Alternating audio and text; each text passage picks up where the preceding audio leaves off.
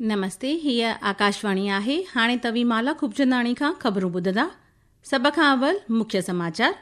विधानसभा चूंडुनि जे लाइ प्रचार मुहिम पंहिंजे आख़िरी तबके में। असम, केरलम ऐं पुडुचेरीअ में सियासी धुरियुनि जा आला नेता वोटरनि खे कशिश करण जे लाइ प्रचार में मसरूफ़। भाजपा जे बर्ख नेता ऐं प्रधानमंत्री नरेंद्र मोदीअ ॿीहर चयो त असम जे हर ज़िले जो विकास हुन जी पार्टी ऐं जुड़ाव जी अवल अॻराई। कांग्रेस नेता राहुल गांधीअ पुडुचेरीअ खे मुकमल राज्य जो दर्जो ॾियण जो वाइदो कयो। सरकार ओलह एशिया में जारी संघर्ष जे हलंदे दिलजाए ॾिनी त मुल्क में खाद खुराक जो जोॻो भंडार आहे। भारतीय जनता पार्टी अॼु पंहिंजो 47हों स्थापना ॾींहुं मल्हाए रही आहे ऐं IPL क्रिकेट में अॼु कोलकाता जे ईडन गार्डन्स में कोलकाता नाइट राइडर्स जो मुक़ाबिलो पंजाब किंग्स सां। हाणे ख़बरूं तफ़सीलवार ॿुधंदा। असम, केरलम ऐं पुडुचेरीअ में विधानसभा चूंडुनि जे लाइ प्रचार सुभाणे पूरो थियण वारो आहे। मुख़्तलिफ़ सियासी पार्टियुनि जा बाला अॻवान जोर शोर सां अवामी राब्ता मुहिम हलाए रहिया आहिनि। भारतीय जनता पार्टीअ जे बर्ख नेता ऐं प्रधानमंत्री नरेंद्र मोदीअ ॿीहर चयो त असम जे हर ज़िले ऐं एराज़ीअ जो विकास हुन जी पार्टी ऐं हुन जे गठजोड़ NDA जुड़ाव जी अवल अॻराई आहे। हुन चयो त बीते 10 साल असम में शांति और सद्भाव की स्थापना के थे। आने वाले साल असम की समृद्धि को विस्तार देंगे। बीते 10 साल असम को असुविधा और असुरक्षा से बाहर निकालने के थे। आने वाला समय असम की आत्मनिर्भरता का होगा। बीते 10 साल असम की पहचान को बचाने के थे। अब हमें असम की पहचान को दुनिया में बुलंद करना है। अॼु असम जे होजाई में हिक चूंड रैली खे ख़िताब कंदे श्री मोदीअ तोहमत मड़ी त कांग्रेस जी हुक्मरानीअ में असम विकास खां वांझल रहियो ऐं पार्टीअ मुख्य रूप सां पंहिंजनि मुफ़ादनि जे लाइ कमु कयो। भाजपा जी हुकूमत में बिजली शक्ति सेक्टर में थियल तरक़ीअ ते रोशनी विझंदे श्री मोदीअ चयो त असम जेको कॾहिं बिजलीअ जे लाइ ॿियनि राज्यनि ते निर्भर हो, उहो हाणे बिजली उत्पादन में आदर्श सूबे तौर उभरियो आहे। श्री मोदीअ मोरीगांव में ईंदड़ सेमी कंडक्टर प्लांट जो ज़िक्र कंदे चयो त इन यूनिट में चिप उत्पादन सां इलेक्ट्रॉनिक्स खां वठी करे इलेक्ट्रिक वाहननि ताईं केतिरनि ई उद्योगनि जे लाइ नवां वज खुलंदा। इन खां अॻु अॼु बारपेटा में हिक रैलीअ खे ख़िताब कंदे प्रधानमंत्रीअ विश्वास ज़ाहिर कयो त भाजपा असम में लगातार टियों भेरो सरकार बणाईंदी।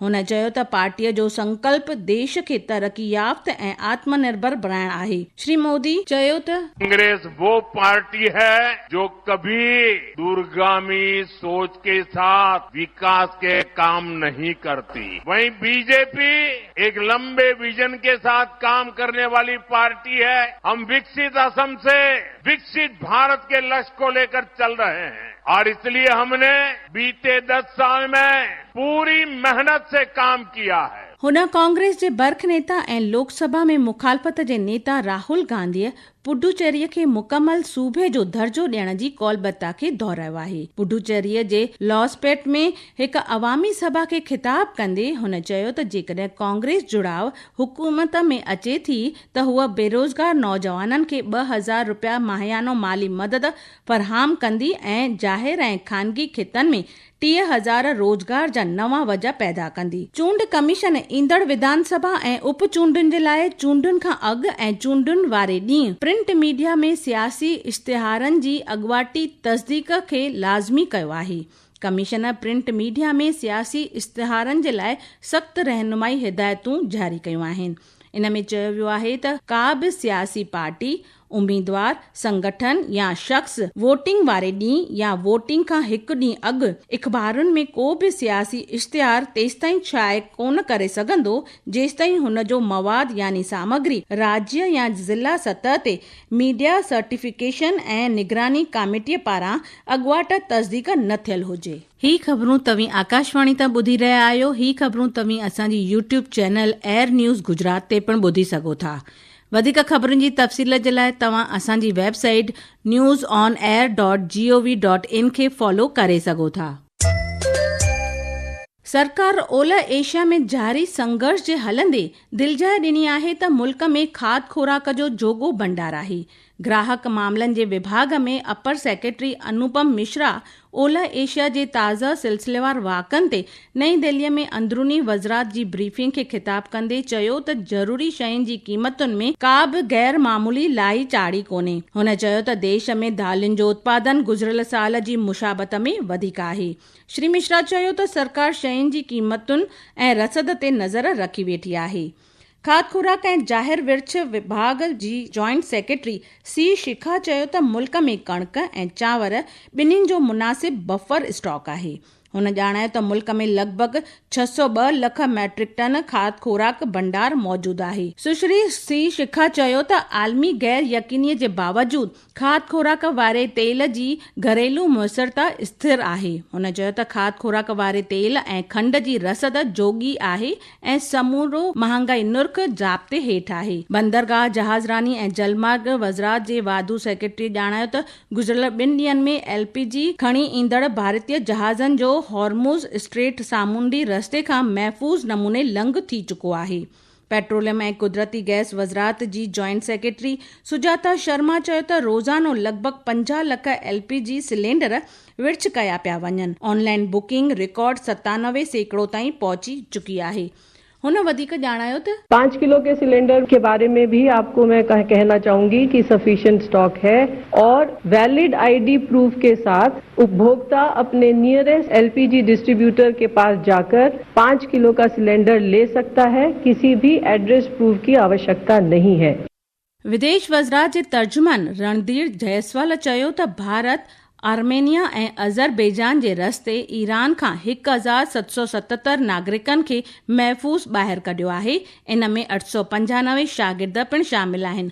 हुन वधीक ॼाणायो त हमारे विदेश मंत्री की कल कतर और UAE दोनों देशों के विदेश मंत्री से बातचीत हुई। साथ ही साथ उनके पास ईरान के विदेश मंत्री का भी टेलीफोन आया। इन तीनों बातचीत में विदेश मंत्रियों के बीच में पश्चिम एशिया में चल रहे संघर्ष के बारे में बातचीत हुई और वहाँ के हालात क्या हैं इस पर उन्हें अपनी अपनी बातें रखी और समीक्षा किया।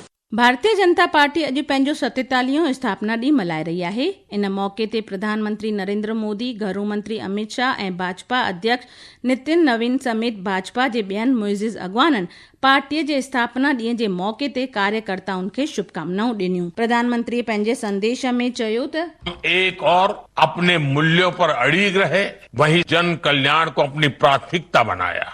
हमारे पास संसाधन सीमित थे, लेकिन हमारी पार्टी लोगों की सेवा के लिए समर्पित रही। चाहे आपदा हो या समाज में कोई सकारात्मक बदलाव हो, हर जगह हमारे कार्यकर्ता सेवा भाव से जनता के बीच उपस्थित रहे। इसी सेवा भाव के कारण लोगों का बीजेपी पर विश्वास बढ़ता चला गया। IPL T20 क्रिकेट में अॼु कोलकाता नाइट राइडर्स जो मुक़ाबलो पंजाब किंग्स सां थींदो। इहा मैच कोलकाता जे ईडन गार्डन्स में शाम जो 7:30 बजे खां शुरू थींदी। ईरान चिताव ॾिनो आहे त हुन जे नागरिक ठिकाणनि ते जेकॾहिं अञा वधीक हमला थिया त हू तमामु वधीक हैबतनाक ऐं वसीअ जवाबी कार्रवाई कंदो। इहो चिताव अमेरिका जे राष्ट्रपति डोनाल्ड ट्रंप पारां ईरान जे नागरिकी बुनियादी ढांचे खे नाबूद करण वारी धमकीअ बैदि आयो आहे। आख़िर में मुख्य ख़बरूं हिकु बार ॿीहर ॿुधंदा। विधानसभा चूंडुनि जे लाइ प्रचार मुहिम पंहिंजे आख़िरी तबके में। असम, केरलम ऐं पुडुचेरीअ में सियासी धुरियुनि जा आला नेता वोटरनि खे कशिश करण जे लाइ प्रचार में मसरूफ़। भाजपा जे बर्ख नेता ऐं प्रधानमंत्रीअ चयो त असम जे हर ज़िले जो विकास हुन जी पार्टीअ जी अवल अॻराई। सरकार दिलजाए ॾिनी त मुल्क में खाद्य खुराक जो जोगो भंडार आहे। ऐं अॼु भारतीय जनता पार्टी पंहिंजो 47वां स्थापना ॾींहुं मल्हाए रही आहे। इते ख़बरूं पूरियूं थियूं। नमस्ते।